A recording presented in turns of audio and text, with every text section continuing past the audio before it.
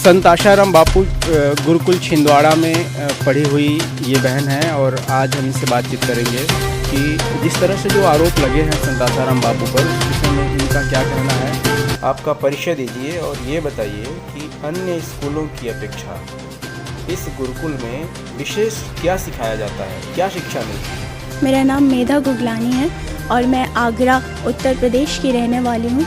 मैं आगरा गुरुकुल और छिंदवाड़ा गुरुकुल दोनों में ही पढ़ी हूँ। छिंदवाड़ा गुरुकुल में मैं 10वीं में गई थी तो वहाँ पे 3 साल पढ़ी थी और वहाँ का जो मेरा अनुभव है वो बहुत ही बेहतर रहा है।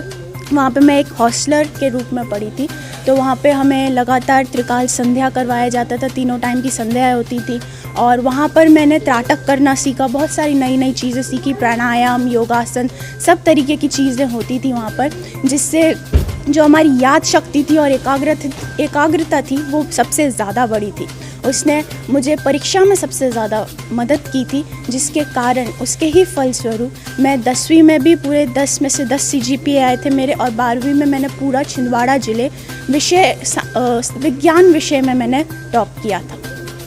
आप ये कह रही हैं कि वहाँ पर एजुकेशन अच्छा होता है, संस्कार अच्छे दिए जाते हैं, लेकिन संत आशाराम जी बापू के ऊपर जो आरोप लगा है वो छिंदवाड़ा गुरुकुल की ही एक लड़की ने लगाया है, उसमें क्या कहना चाहिए। देखिए, आरोप तो कोई भी लगा सकता है, ये पूरा तरीके से षड्यंत्र है एक तरीके का।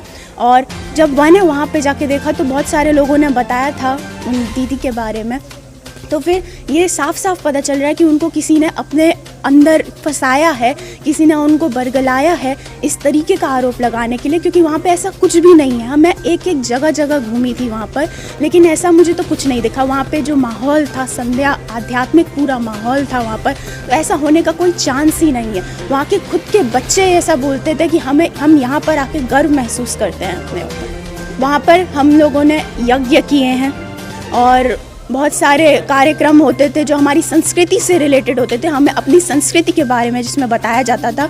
तो ये कोई गलत कार्य तो है नहीं, ये हम एक हिंदू और एक भारतीय होने के नाते ये हमारा कर्तव्य है कि हम अपने भारतीय संस्कृति के बारे में जानें और वहीं पे हमें ये सब चीज़ें बताई जाती थी। आत्म जगत के बहुत सारे संतों के ऊपर उसके बाद से ही केस बनने लगे हैं, जैसे साध्वी प्रज्ञा जी भी हैं, देखिए तो वो तो पहले से थी लेकिन वो भी निर्दोष छूट गई। तो अब समाज को क्या करना चाहिए, जिस तरह से ये सब चीज़ें चल रही हैं, क्या समाज को क्या सबक लेना चाहिए। देखिए, सबसे पहले तो हम जैसे जैसे अपना ये संस्कृतियाँ चेंज होती जा रही हैं, हम दूसरों की संस्कृतियों को अपनाते जा रहे हैं, ठीक नहीं है, लेकिन एक भारतीय होने के नाते हमें ये भी जानना चाहिए कि हमारी भारतीय संस्कृति क्या कहती है। दूसरे की संस्कृति का सम्मान करें लेकिन अपनी भी संस्कृति को दृढ़ता से बनाए रखें।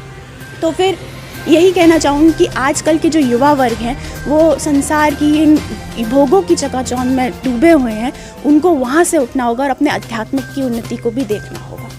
अभी भी उम्मीद है आपको कि संत आशाराम जी बापू आएंगे और फिर से सत्संग होंगे। उम्मीद तो हमेशा ही रहेगी, क्योंकि हमारे बापू निर्दोष हैं और वो आएंगे ही ज़रूर।